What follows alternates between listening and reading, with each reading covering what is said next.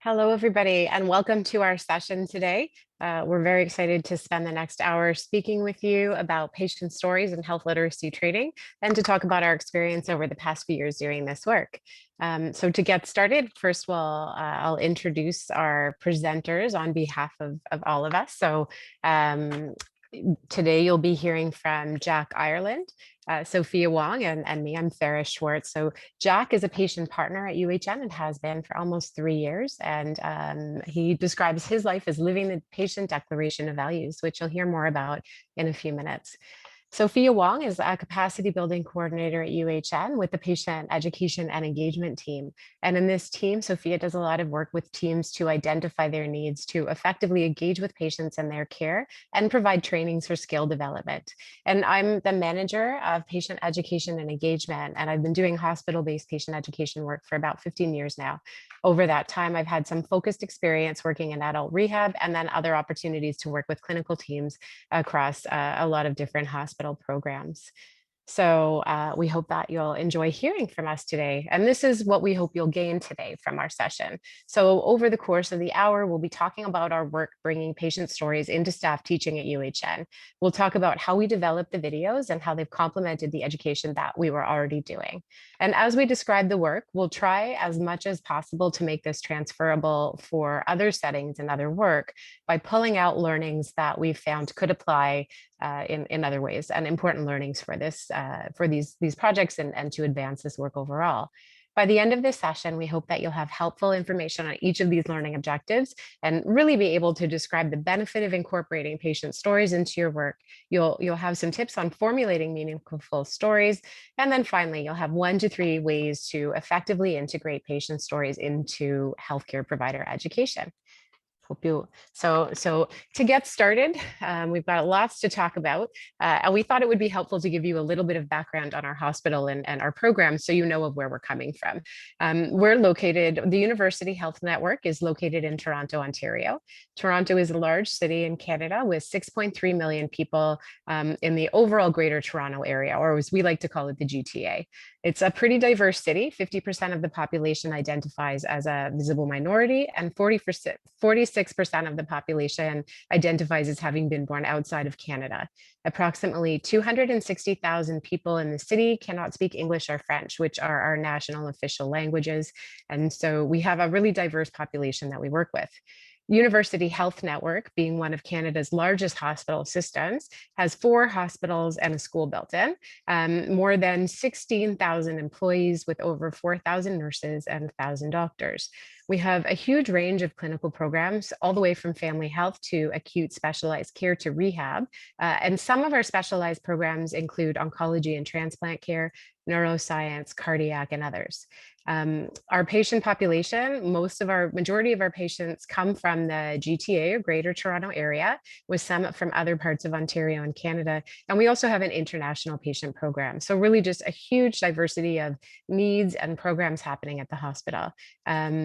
Over the past year, UHN has been a really important hub for critical care in Ontario during the pandemic.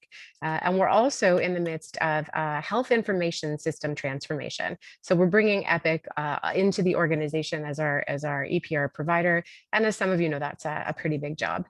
So the last thing that is really important to understand about UHN is that our primary value for the organization is that the needs of the patients come first.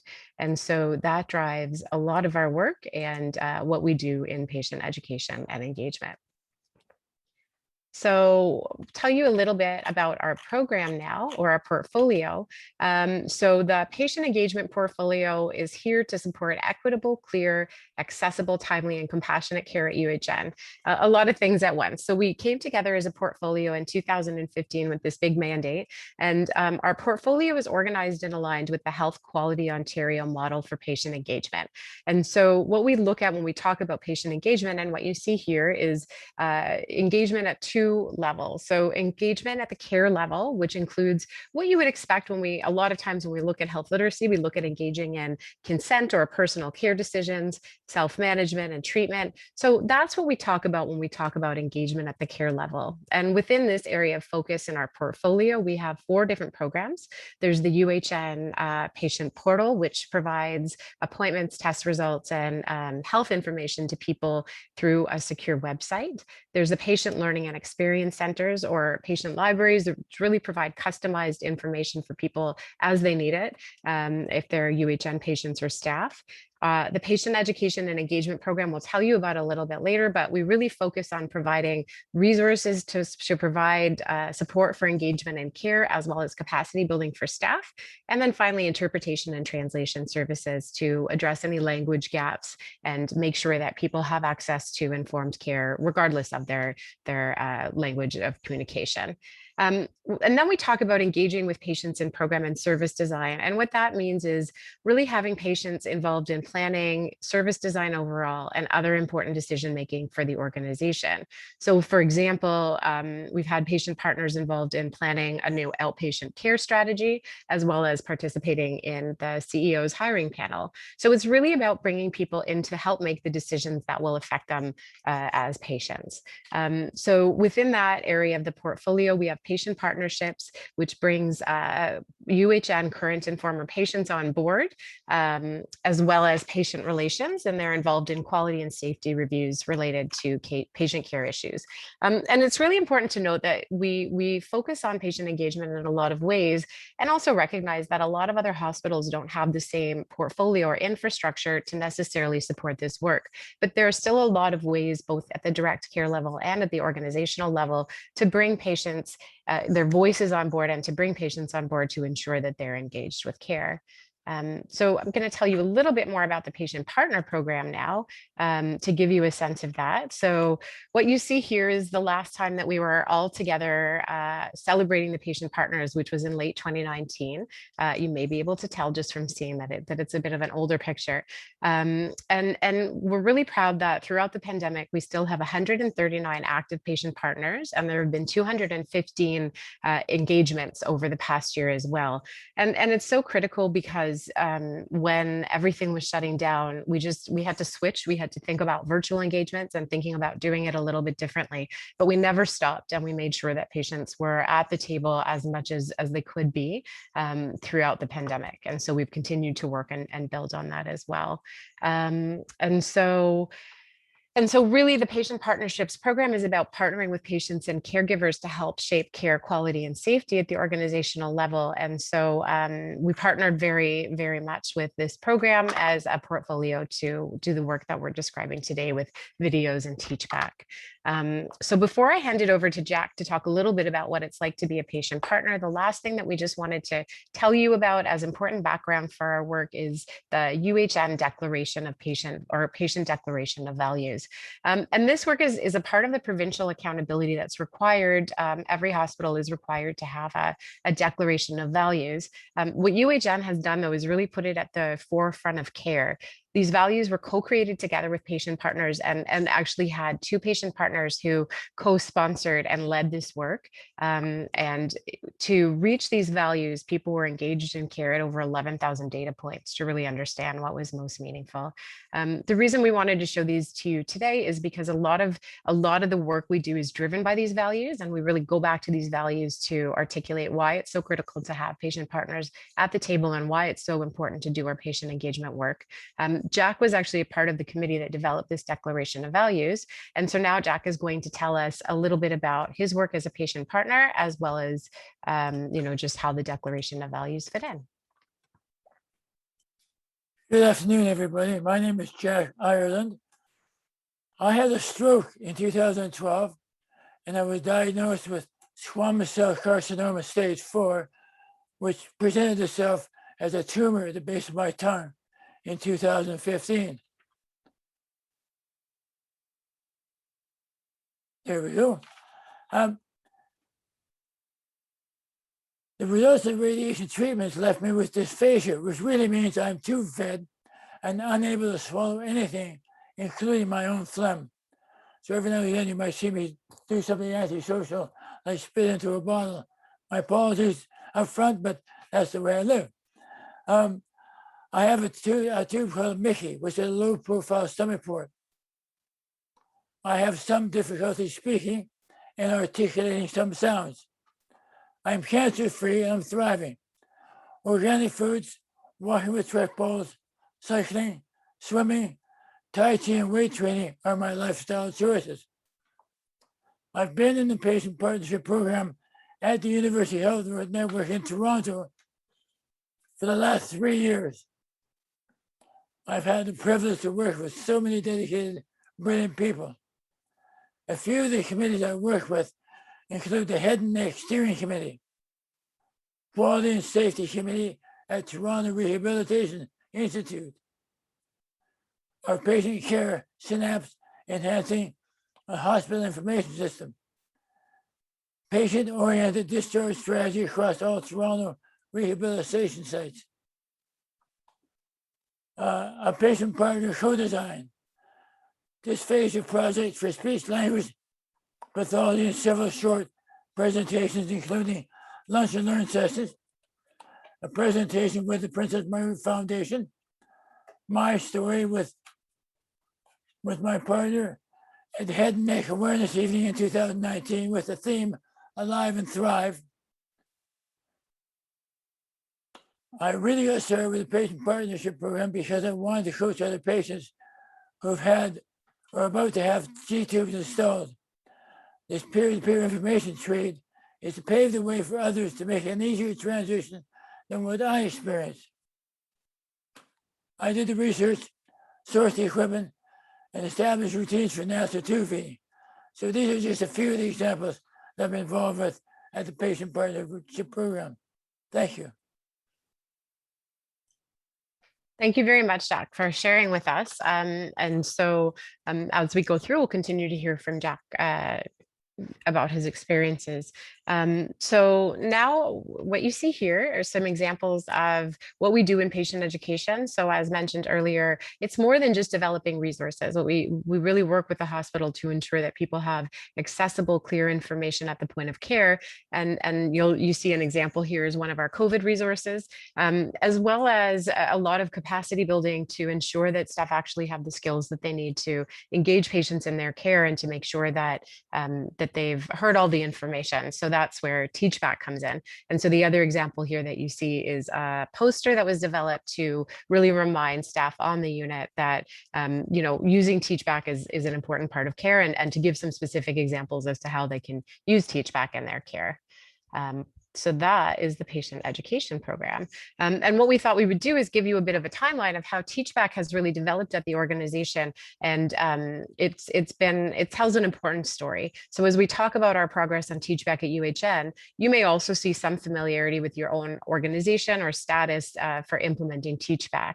So no matter where you are on your TeachBack trajectory, we hope that hearing about our timelines with TeachBack gives you an idea of how TeachBack can be expanded or built into your own organization and really what's helped us leverage TeachBack and health literacy more broadly. So when we look back, we know that TeachBack really came to UHN in a big way in 2014, and it was more of an organic grassroots type of focus with TeachBack implemented in specific programs that were interested in the method. So really we had some early adopters who approached us and were interested in doing it, and we worked with them with great success. So in our acute care hospitals, it looked like med-surg, cardiology, neurology did focus training as pilot units. And at Toronto Rehab, there were a couple of things tried. There was a train the trainer approach with patient education and a network of champions that had come together, as well as focus work in spinal cord injury with a really strong champion there who was really building it into the program at every step. Another thing that happened was that there was an e-module that was started, although it was never completed. In 2015, this really continued to evolve, and we continued to build TeachBack into our practice and expand it with units that were more interested in implementing. So in rehab, for example, where I was at the time, we had implemented the train the trainer approach, and then we had different champions come to us and say that they really wanted to bring it to their units. And so we were able to start looking at different models for comprehensive training on units. And one of the things that we tried was more of a curriculum approach, where we had a session to start where we introduced teach back and some of the techniques. We scheduled a month later a follow-up session where we could really bring people together to talk about their experience with teach back and how it was working, or maybe what were some of the problems with using teach back. And then in the middle, they had email reminders and opportunities to really try applying it, and think of how they could apply it to their day-to-day. At the time, we developed a customized tool sheet, or a tip sheet for different professions and contexts, and we had the opportunity to try around a lot of different things. So as it evolved in 2016, safety was recognized as a top priority for the organization, and the organization really started to take a strong focus on patient safety and medical error. And so what we ended up doing was have the opportunity to explore how teach back could fit into safety bundles for each of the specific hospital acquired conditions that were identified as priorities. So for example, how could falls education incorporate teach back as part of a standard bundle every time? And so it was great because it really helped us demonstrate the importance of teach back for corporate priorities.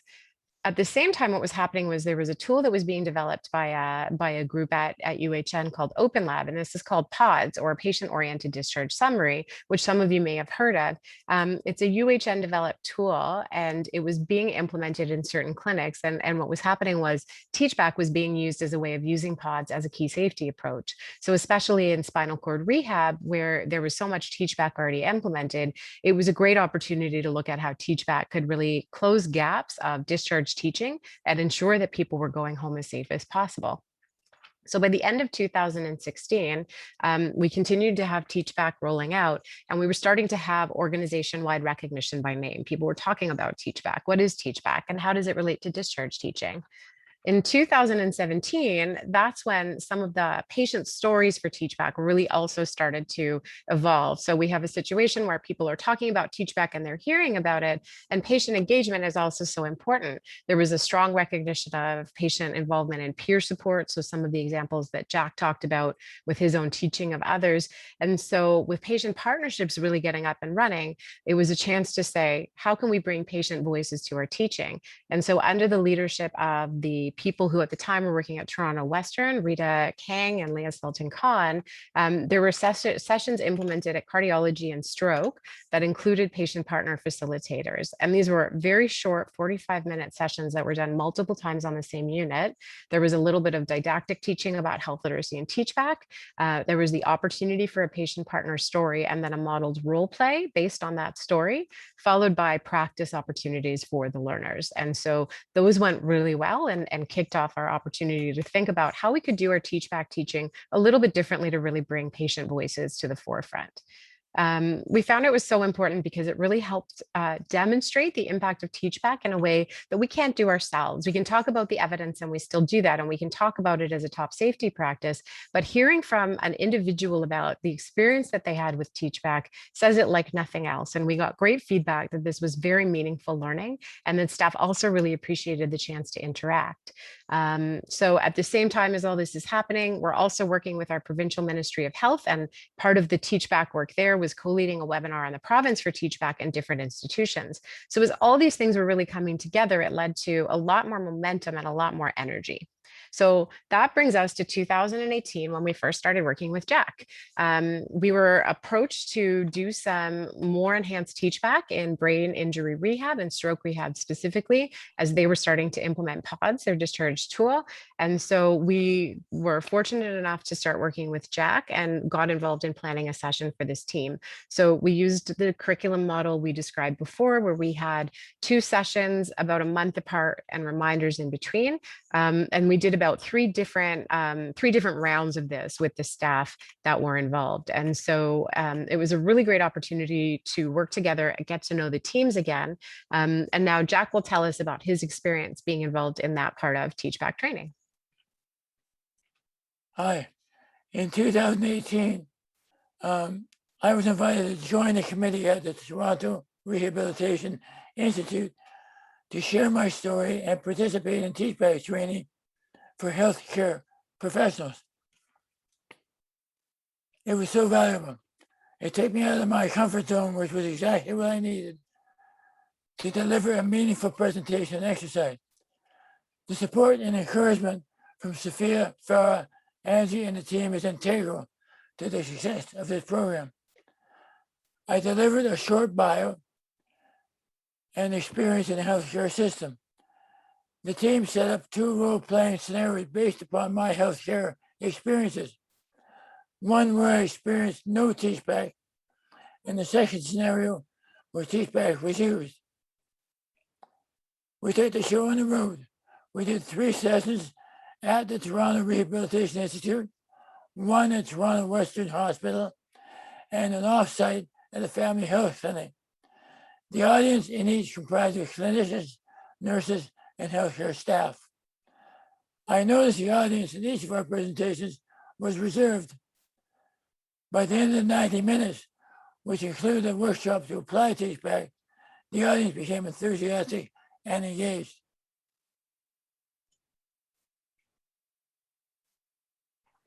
Thanks, Jack.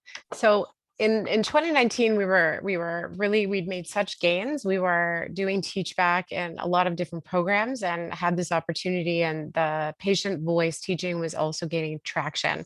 And so in 2019, we were fortunate enough that Teach Back was actually introduced as a corporate change idea, and we were able to set targets for the organization. So we were able to report on it to both the UHN Quality Improvement Plan, which is a regionally reported. It's reported out to the region, and you can see also our safety scorecard, which is reported to executive leadership in the organization. And so we were fortunate enough to really have Teach Back on a quarterly basis being shown to people as a key practice. And really our goal overall was to offer Teach Back to all staff at UHN. At the same time, PODS was also gaining traction in the province and across Canada. And Teach Back being built in as a standard process. So this was the year we were able to focus on the videos, and we'll get into that project in a minute. We had successive training 497 staff overall in Teach Back, and it was a really successful year where we were really excited to see Teach Back become a part of the organization and be hardwired. Now 2020 was really supposed to be our year. 2020, we were going to be setting more specific professional goals alongside our sibling portfolio, looking at academic practice. We were working on a very comprehensive implementation plan, but you all know what happened next. And so where a lot of our teaching is on hold as the organization works on its capacity and managing through COVID. But we do hope that soon we'll be able to pick up Teach Back and go forward full steam again. So without further ado, we know that you're probably very excited to actually see the videos. So this is the video that we normally start with in teaching. It's the non-Teach Back interaction, and we're very excited to hear what you think. So if we could cue the first video, please.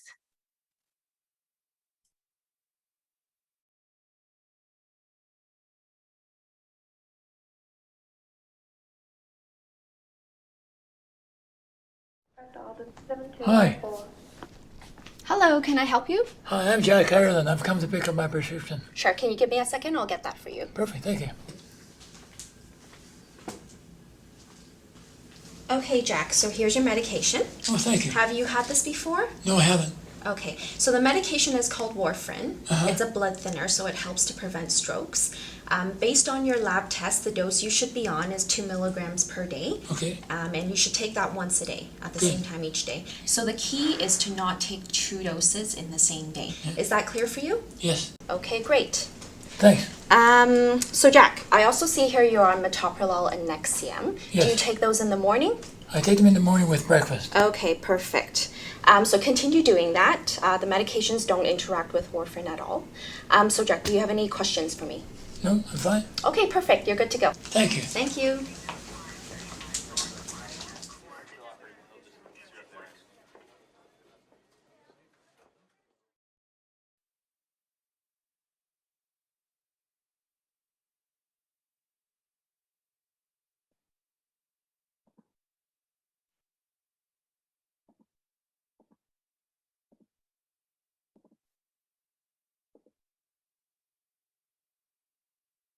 So what did you think about that video? Most times when you use it in our sessions, a lot of the staff that watches it really points out the positives in it, that the pharmacist, Eugenia, verified Jack's name and also provided medication reconciliation and provided some safety precautions with Jack taking this new medication, warfarin. But I'm sure as all of you already engaging in a lot of sessions in the conference today, you know that it's missing a very important piece, and that's teach back. And we'll discuss that later on. And so in this slide, we're really going to talk about what we came here for today, to share with you how we were able to develop these teach back videos. And as you can see, the big part of these creating this video is really doing an extensive project management. And we were just very lucky to have someone in our team have the skills and the capacity to really take on this project management for this initiative internally. And so one of the first things that we really did is to assign roles within our team so that we can facilitate the different parts and areas that we would need to do in making this video happen. And so one of the important roles that we have is to have someone on our team really work closely with our patient partnership program as they go through a very thorough and comprehensive matching process so that we know that we will be working with the right people for the video. And so after we've identified patient partners meeting our goals and their vision for the video, we spoke to them and really learned more about their healthcare journey so that we can help them co-develop their stories that we will be featuring. And so another part or another role that we have in our team is to have someone draft these teach back interaction scripts. And these scripts are really based off these stories from our patient partners. And after that, we've identified the staff who would be working with these patient partners and then help prepare both our patients and our staff to be able to film that teach back interactions. And we'll dive deeper into that process in the next slide. But what I also want to focus on here is the importance of the post-production editing. And I think that this part is really more intensive than what we had initially anticipated to be. And it's really because we wanted to make sure that our videos meet accessibility standards. So for example, providing closed captioning for the videos so that we could really be able to launch and provide these videos in a larger audience and really use it in a lot of different ways that we would. And also the very key important part is to seek stakeholder feedback. And by saying stakeholder feedback, it is partnering with clinical leaders to show them the video before we launched it, to make sure that we would know if there's anything to flag for the videos, or if there's anything that works best with their teams or some things that might not work with their teams, so that we really know how to finalize, edit these videos, and how are we going to utilize it in our sessions. An important piece also for stakeholder feedback is to share it back to both our patient partners and the staff that we work with to be able to get also their perspective, whether these videos really showcase their stories for our patient partners. Does this highlight what you'd like to share in these videos? But also for our staff, is this common practice? Does this really show what you would do in your daily clinical interaction with patients? And to make sure that they could also flag some things that they might not be comfortable to share that was captured in the video that they didn't notice in the day of filming. So it really does require quite an intensive process, but through effective project management planning, it's very doable. And so to go dive deeper into the process of working with patient partners to develop their stories. So after we've identified our patient partners, one of the things that we really had asked our patient partnership program to help us with is to provide us with patient partners with diverse stories and with different healthcare journeys in the different areas of the hospital. So we have someone from rehab, someone like Jack, who had interacted with our health team and our health teams in different ways through his cancer journey, his stroke journey in rehab, and all of that. And also, after we've identified these patient partners, we've oriented them to help them understand what does a teach back interaction look like, and really also share with them, why is this a strategy that we want to promote across UHN? What's the benefit to it? What is the expectation in having a teach back interaction with staff? And then we co-develop their patient stories. And that's by, and not really probing, but asking questions that can really help them reflect on their healthcare journey. So asking questions like, can you think of a time when Teach Back was used in your interaction with a healthcare provider and it made a difference? Or can you also think of a time when it was not used and it would have made a big difference in your care? So helping them think about their healthcare journey through these prompting questions, we were able to bring out some of that really key Teach Back stories and interaction that came to life in our videos. And so after we've learned about their stories, what they'd like to share with these videos, we were able to identify who are the staff that would really go along well in this interaction. And so as you may have seen in Jack's story, we thought Eugenia, our pharmacist, was the one that we matched to show that medication review and medication interaction or medication review interaction with Jack.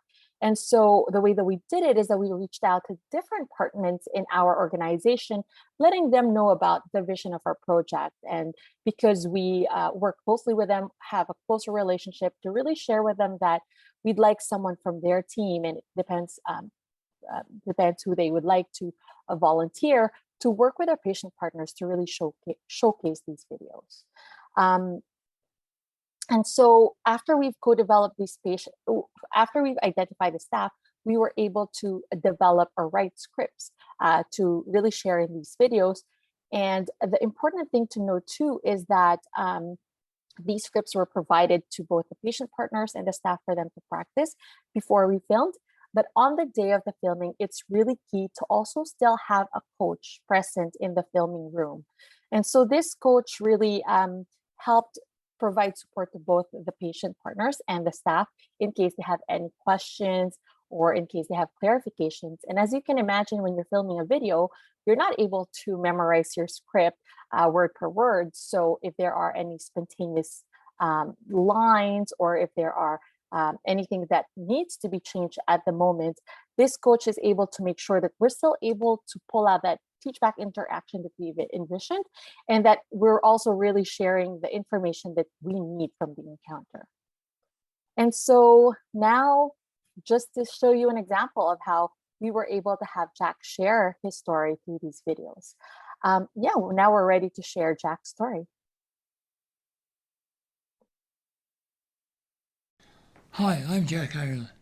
September 9, 2012, I had a stroke, followed by cancer in 2015. When I went to see the doctor, we talked about my medications occasionally. Recently, I went to see the pharmacist at Shoppers Drug Mart, and she said, may I set up an appointment with you and talk to you about your drugs and how you manage them? So we met on a Saturday morning. I went through my drug protocols with her, and she was great. She asked me all the right questions. How are you taking it? How do you maintain your routine? Now, when you go home, how are you going to manage it on a day-to-day basis? She said, she sounds like you're pretty confident with your drugs. Is there anything else you're taking that we might need to know? I went, well, yeah, I'm taking supplements. So I'm taking vitamin C, vitamin D, vitamin K, and vitamin A. I also take turmeric, ginger, garlic. I also use collagen, and I also use kombucha tea because I brew it myself. So she said, that's really interesting. Let's mark these down. And so we took a catalog of what I'm taking. And then she turned around and she said, did you know that garlic and turmeric can react with your blood thinners? Not to worry with the rivaroxaban you're taking, because it's a minor reaction you may take may have with turmeric. And the benefits of turmeric are they're an anti-inflammatory, and I didn't want to reduce that too much, but pay attention to it. So at the end of the day, I thought, I've never talked to my doctor about all the supplements I'm taking, and maybe that may have made a difference in the type of medication I'm now taking. So this is another conversation I'm going to have with my doctor. So it was really enlightening to have somebody discuss with me the things that I'm taking and tell me the interaction with all the other stuff that I'm trying to stay healthy with. And I'm thinking I'm taking, great supplements because they're not going to affect my body, not knowing that it will affect my prescriptions. So now I know what questions to ask and what information to disclose to my doctor.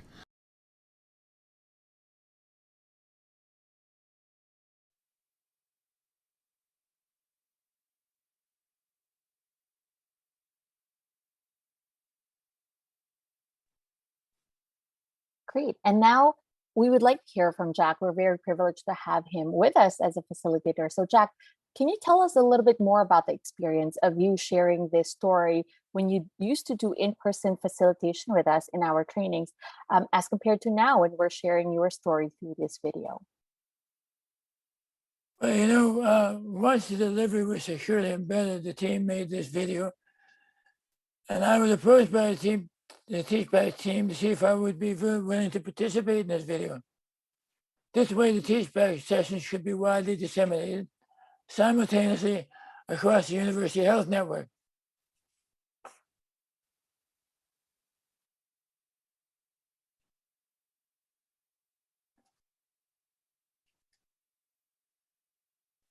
It was a very fun day. You know, for several of us, presented a few different vignettes covering alternative languages and stories. The filming was done by a professional crew. It really made the process smooth and tight amid these tight timelines. I'm very proud of the video we participated in. Our lived experiences are valued and make an important contribution to our healthcare. In several committees, I noticed there's a natural linkage to Teachback. I promote Teachback to be part of the LAND program, along with the Patient Declaration of Values, respect and dignity, empathy and compassion, accountability, transparency, equity and partnership, framed by a compass navigating our values. Through these lenses, I'm able to effectively represent our patient community. Thank you. Thank you, Jack. So when we set out to create these videos, we wanted a diverse set of stories, patients and clinicians to see themselves in the videos. So to do that, we wanted to be sure that we were inclusive of health professional roles, UHN clinical care settings, and then diversity overall. So because we teach across hospitals, it was so important that we would be able to use these videos in any setting, and really that they would apply to the people that we were working with. So from a professional roles perspective, we wanted the clinicians pictured to have roles beyond medicine and nursing, really to reflect the broad array of health professionals that are involved in patient care and that can use Teachback in patient care. And we were definitely successful in this, with the videos demonstrating encounters with nursing, pharmacy, kinesiology, and recreation therapy, OT. So really a number of different types of clinical scenarios that people could look at and understand how this work would apply to them.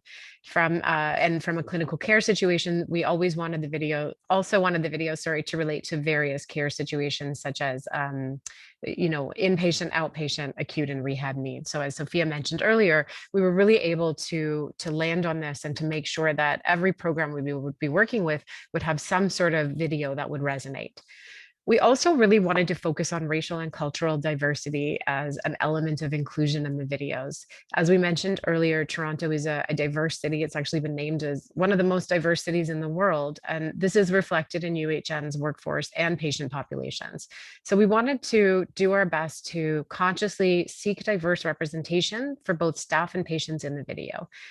What we found was that there was a balance between finding clinicians or patients who felt comfortable to film specific scenarios authentically, while also trying to reflect racial and cultural diversity. And what I mean by this is that when we were seeking people to volunteer for the videos of the roles of the groups that we knew and the individuals that we already did work with, our primary goal was to reflect authentic care encounters and patient experiences. So having somebody who would be comfortable in that type of scenario, modeling that type of discussion with a patient. And we built our recruitment around this goal, trying to find people with experience in that area. And as Sophia described, really leveraging the networks of partners that we've worked with already. We found that when we were recruiting for cultural and racial diversity within our contact groups, it ended up feeling more tokenistic than meaningful. And we had a lot of discussions where we were trying to ensure that we were taking the best approach moving forward.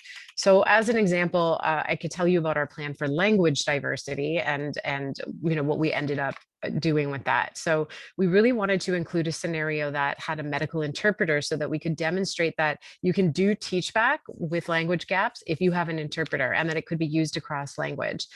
We went as far, we met with our interpretation team, and they were really enthusiastic. They helped talk about best practices, and we had willing volunteers to play the interpreter role. But then on the other end, we had already recruited patient partners, and we found that it was a challenge for an authentic encounter. We had 2 patient partners who had some language experience and were willing to interact in this encounter. They tried to offer their engagement in another language and modeling in another language.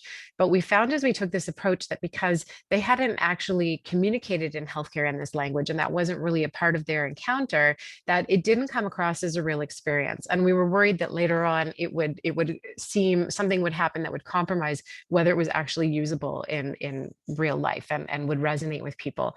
So in the end, we decided that we weren't able to go ahead with the language interpretation because of timelines and just because of those factors.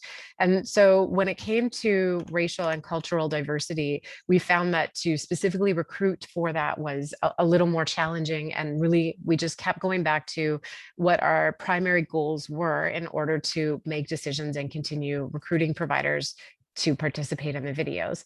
Luckily, what we found was that by working with our partners, we ended up reaching what we hoped for. We work with diverse programs and diverse people, and ultimately we're in a diverse city and community. And so it was so helpful to always go back to those primary values, but to also make sure that we were asking ourselves, is everybody, can we include as many people? What do these videos feel like for people? What will the experience be? And really having that to go back to was such a helpful part of the process, and didn't ever lead us astray.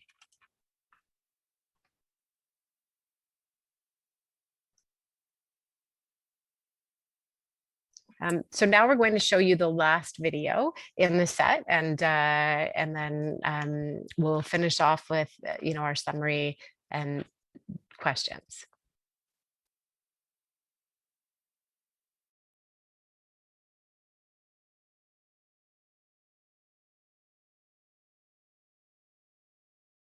Alden 7204. Hi.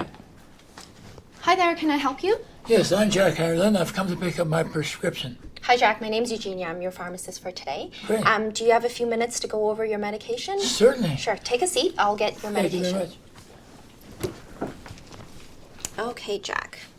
So here's your medication. Thank you. It's called warfarin. Have you taken this before? No, I haven't. Do you know what this medication is for? It's to reduce blood clots in my system so I don't have another stroke. That's correct. So the medication warfarin is a blood thinner. So it helps to avoid another stroke by preventing blood clots from getting bigger or forming at all. So based on recent blood tests, the dose that you should be taking is 2 milligrams per day. All right. And the best time to take it is in the evening. Right. Ideally, you should also take it at the same time every day. Okay. How do you plan on taking this medication when you're home? So I plan on taking it with dinner at 6 o'clock every evening because I do eat dinner at that time. Okay, that sounds like a good plan. So Jack, what will you do if you forget to take your medication at 6 p.m.? I'll wait till the next day. If it's still the same day, you should actually take it as soon as you remember. Okay. Okay, but if it is already the next day, then you're right. It's best to wait until your regular schedule at 6 p.m. Okay. before taking the medication. So the key is to not take 2 doses in the same day. Okay. How does that sound? Sounds good. Great. So, Jack, what other medications are you currently on?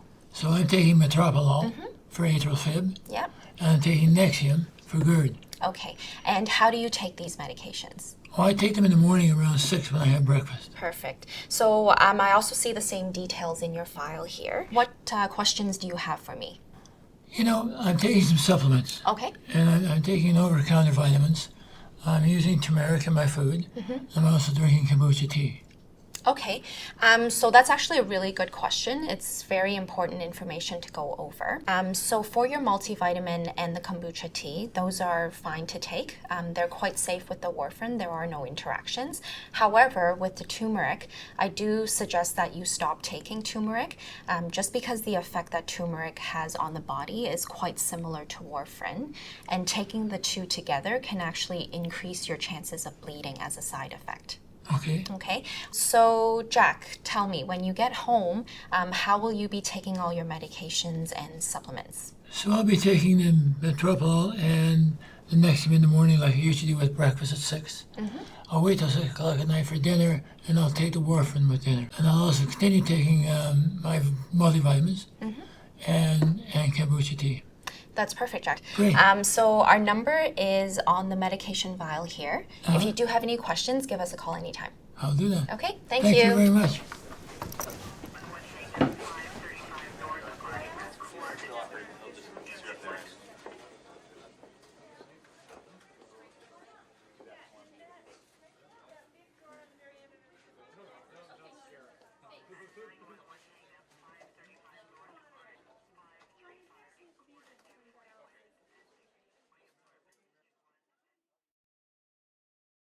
These videos have pop-ups to really help flag those teach back techniques as we play that video demonstration for staff. But it's also good to note that we have a version with no pop-ups, and we really use that version when we have a session that is meant to be a little bit more interactive, where we want staff to be the one to flag for those teach back interactions when we show this video. And so I'm sure a lot of you are also thinking, how are we able to integrate these patient videos in our staff training? And really, we were able to integrate it in a lot of different ways. One of the great things that we were able to do is in our new clinical employee orientation. Previously, we weren't able to have patient partners come on board just because of how frequent these orientations happen. And depending on how much staff we hire in a month, you could be looking at 1 to 3 orientation sessions. So it's just a little too demanding to ask for our patient partners to join every time. And so having these teach back videos available really was great for us to showcase how teach back interaction looks like between patients and providers. And it really shows new staff how we promote the use of teach back in our organization, which is great for people who are just starting to learn the culture at our organization. And these videos were also really great for us to use and very helpful for us to adapt depending on the needs of the teams that we work with. So we were able to use it in our health literacy trainings that required multi-curriculum learning, or it could also be used as a standalone video. And we really found it helpful, especially with the changes in learning happening during this time of the pandemic. Earlier this year, I was asked to record a 15-minute teach back video. It's because staff really want the learning, but it needs to be asynchronous when they can learn in their own time. And it needs to be short just because of their capacity and time. And so because this is a short video, a 2 to 3 minute video, I was able to incorporate it in my recorded teach back training to really show that authentic or to really bring about that teach back interaction we'd like to show through the demonstration, which would have been difficult for me to show otherwise if I was just recording myself into the session. And it's also great for us to demonstrate how teach back can be used in a very busy environment. When we used to do in-person trainings, when we used to do in-person teach back trainings, one of the biggest challenge that staff identifies for us is that they work in a very busy and hectic environment that sometimes teach back is a challenge to use because they find that it can take a longer time. But really being able to show these videos and show the timestamps. So the first interaction of Jack is 1 minute and 30, and this second interaction is 3 minutes and 30 seconds. And to highlight that a difference of 2 minutes can really make a big difference with your patient education and with how your patients are able to act on the information you're sharing after your interaction. Another great part where we're able to integrate these patient videos is through e-learning modules. So now, as you know, through the demand for e-learning is more than before because of this pandemic and the remote learning environment. And so when we developed our patient education documentation module e-learning, these videos were helpful to be used as an example so that when staff takes that training, they can envision having that interaction with patients, and they can use this as an example in trying to note or document how that patient education went. And so really being able to use that activity to highlight how you're able to document the use of teachback in your patient education. And so these are just some of the things that we've been using our teachback videos for, and I'm sure there's a lot more opportunities to come in the future. And so what we wanted to know when we started using these teachback videos, we wanted to know how effective they are when we conduct these sessions. And so I'd like to share with you here this evaluation results that we tried to compare. You're looking here at, so the blue bars represent those evaluation results that we gathered when we used to do in-person facilitation with Jack as a patient partner present in our teachback trainings. And the light blue bars represent the sessions that we conducted when we instead showed his videos and those demonstration interactions that we've shown you in the session today. And we'd like to see if there's a difference in the way that staff would be able to understand the topic through these demonstrations. And what we noted is that there is partial preference, or more people strongly agree in understanding the topic with the in-person facilitation, but the difference is really very small and almost negligible. And for people who agree that the topic has increased their completing session, there's even more of that, people agreeing to that when we were doing the video sessions. So it's safe for us to say that using these teachback videos were just as effective as having Jack with us in person facilitating the sessions. And it's also important to note that in these evaluation that we collect, the very common notes when we ask them what is the most valuable part of the session, these are some of the most common comments that we get, where they say the video about Jack's situation really helped us understand the value of teachback, or that the videos demonstrating the use of teachback were really useful for us to understand how helpful it is to use the teachback technique. And so these are just evaluations, but we also want to hear now from Jack. Jack, what are your thoughts and experience with us, or if you'd like to share your experience with us, co-facilitating these sessions compared to now us sharing your recorded video? Well, I think the reaction is pretty straightforward. I found that the face-to-face interaction with the people using and learning teachback was nuanced from the perspective of I developed a relationship with the group, albeit a very short time frame relationship, but we sat and we taught, and we had an opportunity to exchange some information other than the teachback content. So that might account for the difference. What was good for me was that I was able to translate some of that to the video based upon that nuanced relationship we developed when I did face-to-face.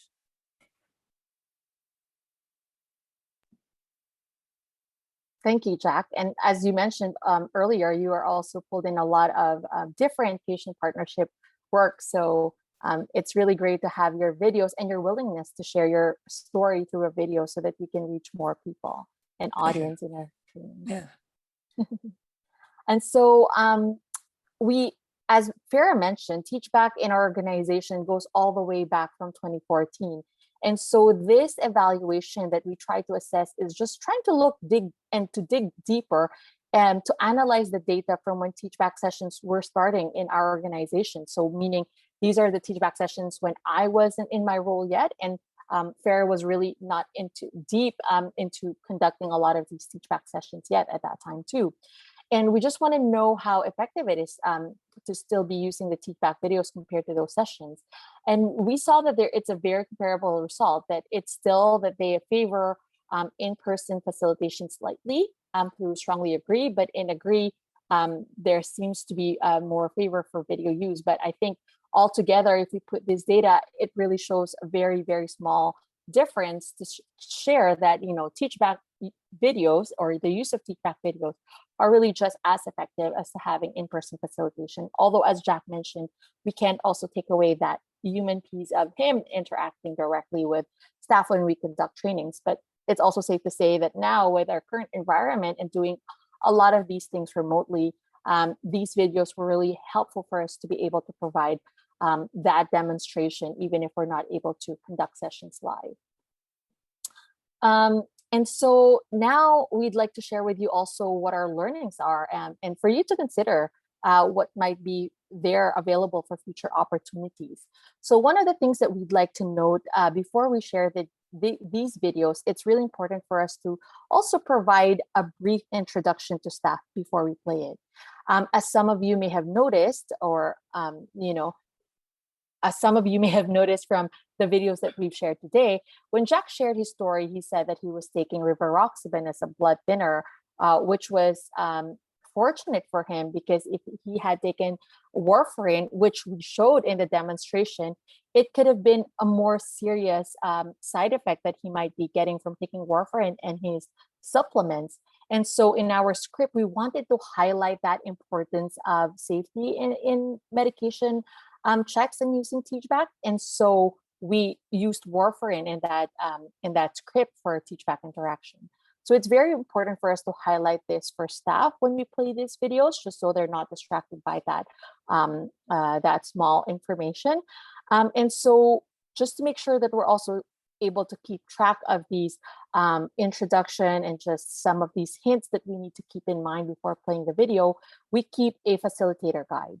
As you know, we may also sometimes take a break from conducting these sessions. So having that facilitator guide to refer back to is really helpful for us to remember what it is that we need to do before playing these videos, and a helpful source of information for us to review. The second point is to reflect diversity and accessibility in videos. And Farrah really went thoroughly into the process of how we intended to have teachback videos also share an example of someone using our interpretation services to show that that should not be a challenge in using teachback in those interactions. However, we weren't able to do that in this series of videos, but we're hoping that in the future we're still able to showcase that in our sessions. And so this is just something to flag for you in case you're also thinking about conducting these teachback videos, that it might be a good example to really share. Another thing to note is the pre and post-production surprises. There's always going to be something after you film the video. And so as an example, like what we shared with you, we really try to utilize different patient settings in our videos. So we have 4 different videos. And when we sought for stakeholder feedback, we were showing them all of these videos just to understand where and when we can use these videos when we conduct these sessions. And so, for example, we have one video that was shot in a rehab setting where our rehab therapist asked for patients' permission to sit on their bed, and this is comfortable in a rehab setting where they have a closer relationship with the patients, just because of the rehab journey of being with the patients for a longer period of time. And the staff wanted to do that to be able to establish a comfortable environment, to be an eye-to-eye level with the patient, and with the patient approving. There's nothing wrong with that for the rehab setting. But when we show this with a clinical leader who works in an acute setting, they flag for us that this is something critical and not something to be used in an acute care setting because of infection control practices. So they were like, it will distract staff. This is not a practice that we would use. So these are some of the information that's helpful for us, and surprises that we didn't think about before when we were planning the video, but great flags for us before we launch and use these videos in our sessions, because we want to make sure that when we share a video with a team, it's something that shows their practices, and it's something that they could really find themselves relating to, so that we can make our teachback sessions more effective. And finally, the last point we'd like to discuss is thinking about the implementation channels. Where would you like to house these videos? It's important to put it in an area where it's easy and accessible for you to pull. So for example, for us, we use it in a lot of different sessions through webinars. We use it in our internal system. So it's important to keep it in a file where it's easy for you to link and it's easy to share with others when needed. But also, of course, protecting our patients' privacy and confidentiality, knowing that these videos are not just available publicly. So for us, we're currently housing it in a private YouTube channel that is not available publicly. And so I hope that you learned a lot from our experience creating these teachback videos. And now we're really looking forward to know what questions you have for us. Everybody. And so we only have a couple of minutes and we have a lot of great questions coming through. A couple of them are on TeachBack itself, and there are a lot of experts at the conference on TeachBack overall. So what we'll focus on, just a couple, the top ones, just looking at implementation. So the first question is about being at a grassroots level, and how do you really leverage TeachBack, get it going fast, and reach the higher echelons. You can facilitate those concepts. So I would say in our experience, part of it is patience, and it's really just working with specific teams that can start using TeachBack and adopt it as part of the culture, because as you have that happening, people will start to talk about it. They'll talk about it with their leadership and it will bubble up. I think also if you have opportunities to profile other groups that are doing TeachBack work, so if there's a great webinar happening, or when we were working with the Ministry of Health, it really helped to profile the work in a different way than just doing it with teams. I would say the last thing, and this really has to do with sort of embedding it and developing it, was in rehab specifically. We had such success when we did the train the trainer model by having one or two people take it back to their units and own it. And then by helping to plan it, helping to lead it, it was a little less effort because we had individuals on the unit and they really drove it forward. And it created such a momentum and such an environment that was conducive for TeachBack. We'll continue. We'd love to continue this discussion and to talk about our work. So we'll provide you with our with an email address to reach us, and we'd love to continue this on the discussion list, or through the conference, or even after. So we really want to thank you for your time today, and sorry that we were not able to get to all of the questions, but we hope to continue talking about patient engagement overall, TeachBack, and to also hear about your experiences with TeachBack. Thank you so much for your time today.